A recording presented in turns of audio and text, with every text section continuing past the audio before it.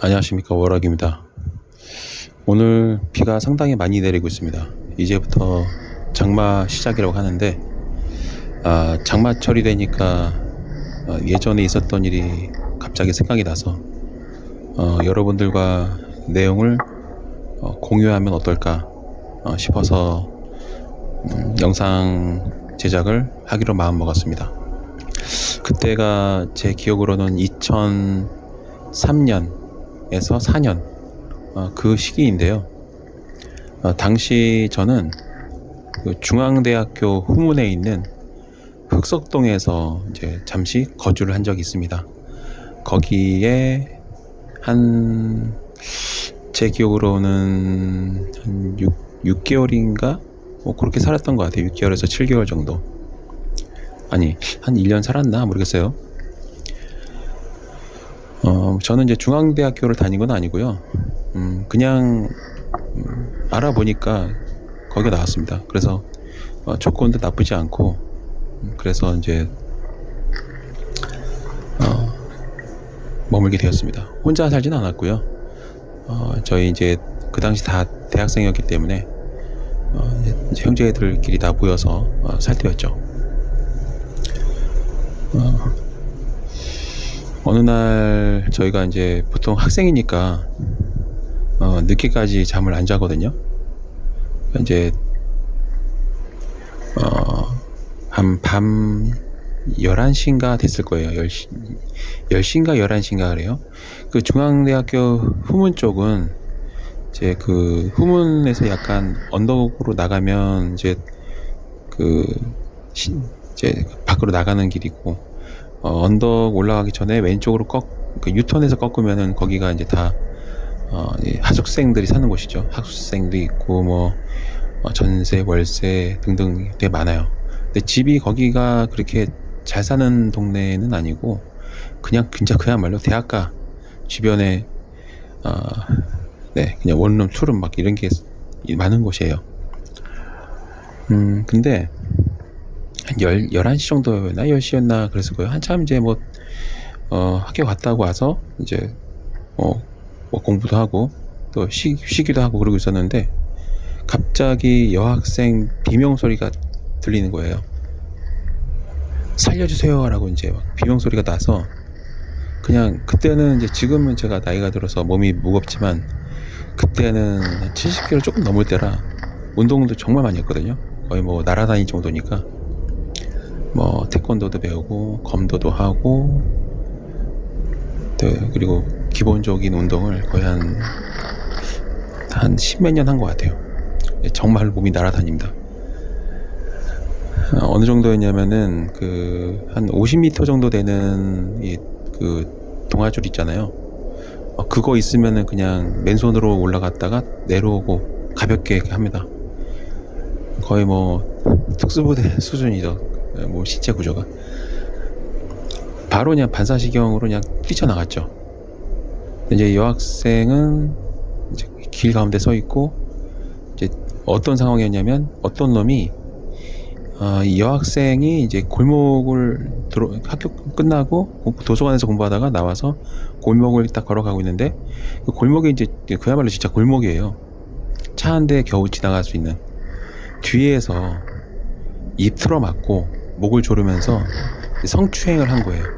그리고 이제 성폭행까지 하려고 어디론가 끌고 가는데, 이 여학생이 반항하면서 소리를 빡 지르는 바람에 이제 그 주변, 거기는 이제 다 학생들이 이제 막 사는 곳이죠. 학생들이 다 튀어나온 거예요. 이제 여학생도 나오고 남학생들 다 튀어나온 거예요. 그래서 한 10대 명이 나와가지고 이제 그 범인을 잡으려고 막 돌아다니는데 못 찾았습니다. 경찰도 오고 그랬는데. 근데 끝까지 저는 포기하지 않았죠. 이제 못 찾을 것 같으니까 다들 이제 돌아간 건데, 저는 포기하지 않았습니다. 그래서 끝까지 찾던 중에 약간 거기가 이제 좀 못 사는 동네라고 저는 기억을 해요. 약간 불이 안 들어오는 건물이 있거든요. 엘리베이터도 없고, 그쪽 뒤쪽은 엘리베이터 자체가 없는 데예요. 그야말로 진짜 막 나중에 알고 봤더니 거기가 전과자들이 살기 좋은 곳이라고 소문이 났더라고요. 실제로 범죄 전과가 있는 분들이 많이 산다, 그런 얘기 들었습니다. 나중에 경찰관한테. 어떤 건물이 이제 약간 의심스러워서 싹 올라가는데, 올라갔다가 이제 그때는 후레쉬 뭐 이런 것도 생각 못했어요. 그냥 올라갔다가 내려오고 잠깐 한눈판 사이에 맨 꼭대기에 숨어있다가 얘가 도망치는 거예요. 그래서 도망가는데 너무나 빨라가지고 못 잡았습니다. 진짜 그때 거기가 진짜 막 그 정말 다양한 원룸이 있다는 걸 그때 알았어요. 범인 잡으려고 여기저기 뛰어다니는데 진짜 상상을 초월하는 그런 주거 공간들이 많더라고요. 어떻게 거기다 살고 있는지 학생들 참 불쌍합니다. 네, 제가 이 얘기를 꺼낸 이유가 그 흑석동에는 제가 이제 그 일을 계기로 흑석동에 대해서 알아봤더니, 중앙대학교 후문 쪽에 있는 흑석동 거기 자취방 이런 데 많은 데는 그 성범죄가 많이 일어났었고, 또 절도, 강도 이런 것도 사건도 많았고, 그리고 이제 이제 수배된 그런 현상 수배, 수배자들도 많이 거쳐간다고 하고 그렇습니다. 이제 흑석동에는 기본적으로 밤이 딱 되면은요, 이 분위기가 달라요. 분위기가 진짜 당장 귀신이 나타나도 이상하지 않습니다. 거기 어떤 일이 있었냐면, 밤에 이제 저는 그때 차가 있었거든요. 빨간색 차. 빨간색 줄리엣, 다 아실 거예요. 해치백 하는 줄리엣 차를 몰고 다녔는데, 이상하게 골목을 지나가면 가끔 여학생이 지나가는데, 그러니까 이상하게 처녀기들의 공통점이요, 살아생전에 단발머리라 하더라도 죽고 난 머리가 다 길어요. 기본적으로 머리가 허리까지 내려와요. 참 신기합니다. 그러니까 전부 다 머리가 길어요. 지금까지 짧은 머리의 처녀 귀신을 본 적이 없습니다. 참 신기해요.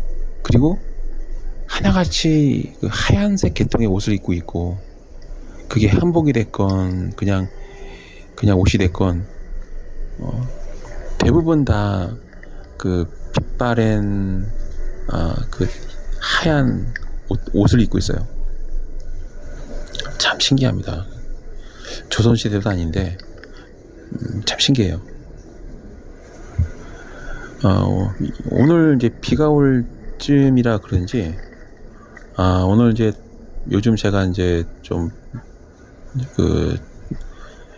밖에서 의식을 좀 하고 이제 좀 내려오다가 잘못해서 허리를 좀 다친 상태예요. 그래서 오늘은 이제 약간 치료도 좀 할 겸 가벼운 산책을 좀 했습니다. 근데 오늘 비가 주룩주룩 내리는데 아니나 다를까 하면서 이런 이제 웃음소리가 너무나 선명하게 귓가에 들리더라고요. 제가 이제 야외 밖에 나가서 의식도 하지만 또 실내에서도 의식을 많이 하거든요. 어떤 거는 이제 실내에서 할 게 있고, 어떨 때는 야외에서 하기도 해요. 산속에 들어가서 하기도 하고, 또 이제 제가 이제 발굴해 놓은 그런 나무 아래서 하기도 하고, 또 이제 사람들이 많이 다니는 데서 하기도 합니다. 왜냐면 밟고 지나야 되기 때문에 사람들이 밟고 지나가는 곳을 이제 거기다가 이제 뭔가를 하는 거거든요. 그러면 낮에 사람들이 막 거기 다니면서 밟고 지나갈 거 아니에요. 네. 오늘도 이 귓가에 웃음소리가 막 들리는데, 이제 왜 들리는지는 알아요. 보통 제가 가능하면은 이 저주 주술 같은 경우는 실내에서 잘 안 하려고 합니다. 사무실에서 하게 되면 진짜 완전히 거기 박살 나거든요, 진짜. 동네방네에 있는 그 귀신들을 다 꼬야 되는 거예요. 그래서 가능하면은 실내에서는 안 하고, 대신 이제 실내에서 할 때에는 어떤 때 하느냐면, 뭔가 왜 여러분 크게 한 방 쏘기 전에 기를 모은다고 하잖아요. 사람들이 많이 살고 있는 이 거주 공간에는 귀신이 없을 수가 없어요. 걔네들을 이쪽으로 물러들여서 인형에 담은 다음에 그걸 가지고 나가서 막 마무리를 하는 거거든요. 겁나게 세게 들어갑니다. 이렇게 하면 저주가 굉장히 세게 들어가요. 이제 오늘 제 귓가에 이제 웃음을 아주 예쁘게 까랑까랑하게 맑은 소리로 웃음 소리를 들려준 그 처녀귀는 아마 그 조만간에 이제 원한을 풀 그런 축복을 받게 될 겁니다. 그리고 그 저주 대상은 그 처녀귀의 원한을 풀어줘야 될 이제 운명에 놓이게 되는 거죠. 그 흑석동 그쪽은 여자 귀신이 많아요. 나중에 알게 됐지만 거기 그 학비랑 생활비 요런 것 때문에 비관해서 자살한 여학생이 있다는 걸 들었고, 그리고 나중에 그때 성추행했던 사람을 발견했는데 증거는 없어서 이제 우리가 고발은 못했지만 그 집주인의 아들이더라고요. 집주인의 아들. 거기가 이제 어떤 곳이냐면 2층인가 3층인가 그 건물이에요. 근데 거기는 그 2층에 이제 학생들이 하숙을 하잖아요. 그러면 판자 하나만 딱 제치면 집주인이 그 학생들 집 안으로 들어올 수 있는 구조예요. 그러니까 딱 그 병풍 같은 걸로 가려놓고 벽은 벽인데 나무 판자 하나. 그러니까 이 안에서는 모르는 거고 언제든지 집주인이 그 나무 판자를 치우면 사람이 드나들 수 있는 공간이 생기고 학생들 집 안으로 들어올 수 있습니다. 그거를 제가 직접 경험했어요. 어느 날 그 왜 매일매일 학교 가진 않거든요. 공강인 날이 있어요. 강의가 없는 날. 그날 이제 집에서 조용히 쉬고 있는데 갑자기 분명히 벽이었는데 벽이 옆으로 딱 제쳐지면서 그 집주인 한 60대 중반 되는데 그 아저씨 할아버지가 쓱 그 구멍으로 들어오는 거예요. 그래서 이제 저희가 거기 6개월인가 밖에 안 살았던 이유가, 그리고 나서 이제 그거를 책임 추궁하면서 주거침입 얘기하고 그리고 이사 비용 받고 보증금 돌려받고 바로 나올 수 있었죠. 그러니까 여러분들 혹시라도 흑석동에 뭐 아시는 분이 하수한다 자취한다 하면은 거기가 굉장히 보안이 취약하다는 점을 좀 알려주시고, 그 벽 같은 거 잘 보시면 몰래 카메라가 있는 경우도 있어요. 제가 지금 다 찾아냈습니다. 그래서 돈도 좀 받고 그랬습니다. 근데 그러다 보니까 거기가 여학생들이 집주인이나 집주인 아들들한테 강간을 많이 당했나 봐요. 그런 사건이 많은데 그거를 이제 문제 삼으면은 맞으면은 시집도 안 갔는데 뭐 누구를 사귄 것도 아니고 여학생들이 대부분 쉬쉬하는 것 같아요. 그러니까 강간을 당하고 나서도 그거를 공론화하면 혼사길 막힌다라는 생각을 하는 것 같아요. 거기가 그렇게 굉장히 끔찍한 동네입니다. 그래서 그런지 그 원원기가 굉장히 많아요.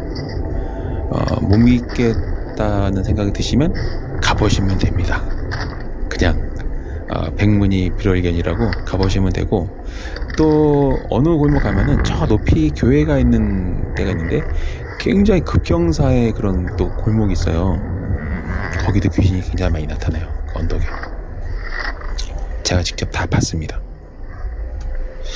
제가 거기에 머무는 6개월 동안 그 범죄 희생이 될 만한 뭐 화학공학과 그 여학생 3학년 걔도 술 먹고 뻗어 있는 거 구해준 적이 있고, 여학생들 한 3명 정도를 구해준 것 같아요. 차 타고 딱 오는데 비틀비틀하면서 엉뚱한 데로 가서 또 바로 또 구해주고, 또 이제 뭐 그 학과 선배한테 전화해서 여자 후배가 너랑 술 마시고 집에 못 들어가고 엉뚱한 데 대자로 뻗어 누워있다 알려줘서 이제 막 구하기로 오기를 하고, 그런 일이 많았습니다. 3번 정도 있었어요. 제 기억으로는 한 12시? 저는 이제 그때 야간 드라이브를 좋아해서 보통 새벽에 드라이브를 많이 나갔거든요. 새벽에는 차도 별로 없고 얼마나 좋습니까? 근데 새벽 한 1시 정도 이제 차가 뜨문뜨문 다니기 시작할 때 이제 운전대 잡고 딱 빠져나오면 그 시간에는 여학생이 있을 수가 없어요. 근데 귀신인지 사람인지 어떻게 구분하는지 아십니까? 귀신은 공통점이 하나 있습니다. 머리부터 다리까지는 선명하게 남을 수 있는데 이상하게 귀신들은 발이죠. 발. 신발이 그 흐릿하거나 아예 안 보여요. 그러니까 얼굴, 상체, 팔, 다리 다 보이는데 발목 밑에는 좀 흐릿하다? 그래서 언뜻 보면은 사람이지만 가만히 관찰하면 발목 아래에는 마치 반투명 상태인 것처럼 흐릿합니다. 그래서 그게 이제 사람이 아니라는 걸 아는 거거든요. 거기다가 이제 막 소름 돋는 오싹함까지 같이 느껴지면 100% 귀신이죠.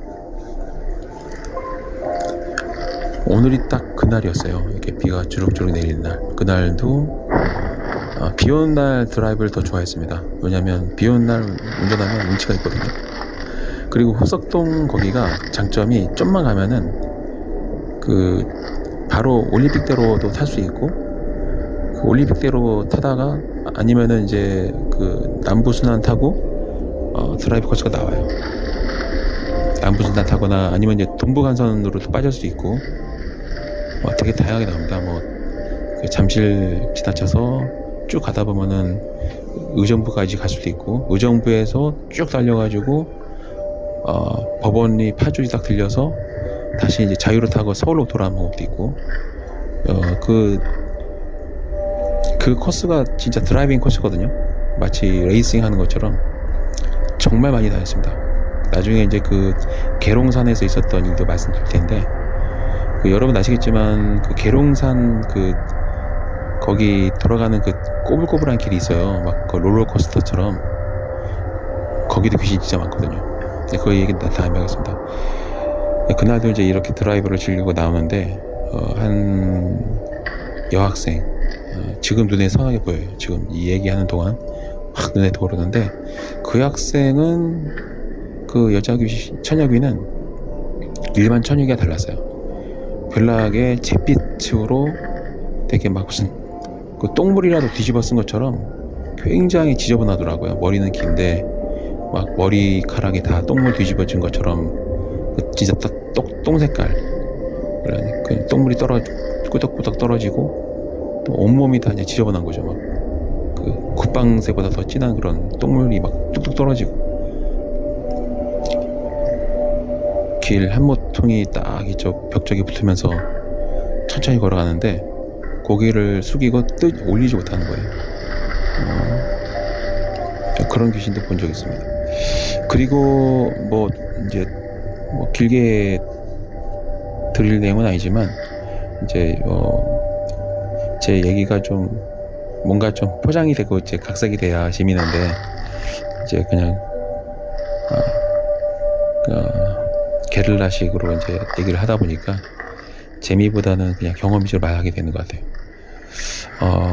가끔 신을 모시는 무속인 분들이 저주의식을 하시는 경우가 있는 것 같아요. 근데 가능하면은 안 하시는 게 좋습니다. 왜냐하면 그분들이 하신다면 대부분 아마 신당에서 할 거예요. 신당에서 저주 주술을 한다? 그거 저희 신기 떨어지고, 그리고 모시는 신과도 빠이빠이가 될 수 있어요. 그리고 모신의 신의 종류가 달라진다. 저는 이제 신령이나 뭐 장군신 이런 거를, 애기동자 이런 잡신들은 모시지 않아요. 근데 가끔 가다가 직접 저주 의식을 하려는 그런 분들이 계시더라고요. 큰일 납니다. 무당 일을 못하게 될 수도 있어요. 그리고 모시는 신이 어느 날 흑화돼 있을 거예요. 분명히 참 정기가 맑고 참 좋은 그런 신이라고 생각했는데 저주 주술을 자꾸 하다 보면 그 신이 어느 순간 악마처럼 변해있을 거예요. 조심하시고요. 그리고 또 하나는 가능하면은 저주는 실내에서 하면 안 됩니다. 뭐 이제 몇 번은 괜찮아요. 뭐 한 4-5번? 이제 3번, 4번, 5번? 뭐 영역이, 그러니까 기가 세면 한 9번까지? 근데 10번이 넘어가기 시작하면 거의 100% 확률로 본인이 저주가 걸린다고 보시면 돼요. 저는 섭리에 주술을 하기 때문에 저주 의식을 해도 그 타격 받는 게 없어요. 왜냐면 제가 감히 누군가를 심판할 그런 권능은 있다고 생각하지 않지만 사실 그 섭리의 저주 주술은 거의 뭐 심판한 거랑 거의 비슷하거든요. 저는 그래서 죄책감도 없고, 그리고 지은 죄가 별로 없으면 뭐 결과도 뭐 미미하겠죠. 근데 지은 죄가 많으면 세게 저주를 받습니다. 최근에 제가 이제 그 상황차 또 전략상 실내에서 저주 의식을 진행했는데 역시나 딱 3번이 되니까 막 원원기들이 이제 몰려들기 시작합니다. 그리고 이제 아마 제가 고마울 거예요. 그래서 아마 아주 맑고 깐깐하게 웃더라고요. 조만간에 이제 또 날 잡아서 그 원원이 사무친 원원기를 위해서 또 저주 주술 의식을 세게 한번 또 진행해야겠죠. 그래서 오늘 이제 그 복귀하면서 또 물품들을 많이 사왔습니다. 저주 의식에 필요한 초도 많이 사왔고, 또 인형을 만들기 위해서 재료들도 많이 구입해왔고 그렇습니다. 어떻게 보면은 참 남는 게 없는 의식이긴 해요. 왜냐면 재료비가 너무 많이 들어가니까 어떨 때는 이게 가격을 올릴까 그런 유혹에 많이 빠질 때가 있어요. 그러면서도 이렇게 뭐 돈이 많아가지고 여유 있게 의뢰를 하시면은 저도 제대로 가격을 부를 텐데 대부분 또 그러지 못하거든요. 대부분 다 카드 빚 말씀하시는 분도 많고, 또 뭐 한도 말씀 많이 하시고, 또 당장 현금이 없어서 이체할 수 없고 뭐 이런 말씀을 많이 하시니까 제대로 된 비용을 제가 안내하기 어렵더라고요. 저는 그래서 이 의식을 하면서 어떤 돈 계산을 하면은 아마 못할 거예요, 아마. 왜냐면 진짜 말도 안 되는 가격에 한다는 생각이 들면 이거 못합니다. 오로지 정말 그 상처를 깊이 받으시고 원한이 사무치신 의뢰인들의 마음을 헤아려서 제가 버티고 있는 거고요. 그리고 그분들의 마음속에 하루빨리 평온함이 찾아오길 바라는 마음이 간절하기 때문에 정말로 홍익인간의 정신, 그리고 그런 정신으로 제가 열심히 의식을 대행해드리고 있습니다. 아마 이제 저를 처음 겪는 무속인분들은 좀 납득하기 어려울 거예요. 저 비용에 어떻게 해지할 수 있지? 왜냐면 보통 최소 500 이상을 받는 게 관행이거든요. 또 어떻게 저격이 나올까 놀라시는 분들이 되게 많아요. 근데 어쨌거나 저주 행위는 좋은 건 아닙니다, 여러분. 그러니까 제가 한다고 나도 한다 그러시면 안 돼요. 제가 무당들을 무시하는 게 아니고요. 무속인 분들이 모시는 이 신들은 한때 다 사람이었어요. 제가 모시는 신은 사람이었던 그런 신이 아닙니다. 그야말로 이 세상을 관장하시는, 이 세상을 만드신 근데 신의 섭리, 즉 신의 지혜죠.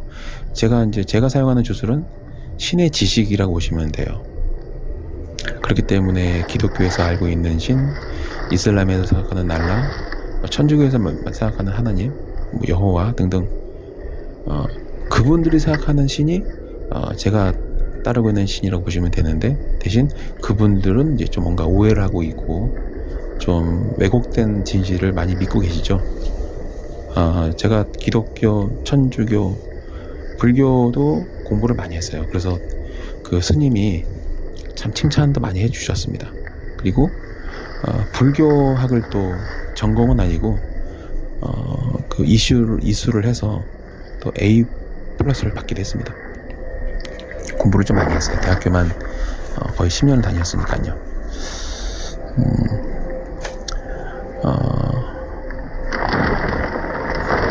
어쨌거나 제가 사용하는 이 주술이 내가 지금 교회를 다니고 있는데, 성당을 다니는데, 회당을 나가고 있는데 산사에 가고 사찰에 다니고 절에 다니고 이러고 있는데 이런 거 해도 될까? 걱정하지 마시기 바랍니다. 제가 창조해낸 이 부족들은요, 신의 섭리에 의한 것이고, 물론 이제 그렇기 때문에 불교에서 말하는 그런 경제는 내용들이 다 포함되어 있습니다. 가끔은 한자를 쓰기도 하고 또 제가 만들어낸 룬을 사용하기도 하고요. 그렇습니다. 이 시간에 이제 비가 추적적 내리는 걸 보니 예전에 귀신들을 봤던 그런 생각이 나서 몇 마디 떠들어 봤습니다. 제가 특정 지역을 딱 찍어서 말씀드리는 거는 다 아시는 것처럼 저는 경험하지 않은 것은 말하지 않습니다. 네, 이상 오늘 심심풀이로 들으시면 될 만한 그런 가벼운 이야기를 준비해 보았습니다.